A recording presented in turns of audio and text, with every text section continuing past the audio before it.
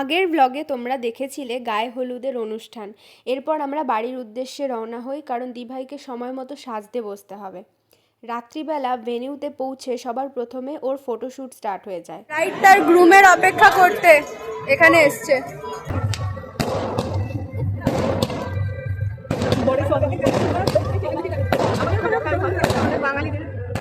এরপর যথারীতি বরের গাড়ির আগমন ঘটে আর আমরা সবাই গেট ধরতে নিচে চলে আসি।